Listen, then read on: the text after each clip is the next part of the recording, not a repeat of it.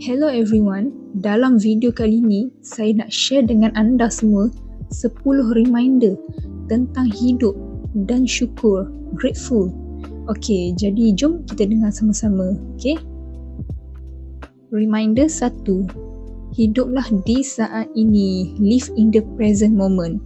Kita selalu fikir pasal masa depan, nak capai apa, nak jadi apa, siapa, atau kadang-kadang terperangkap dengan masa lalu, kan?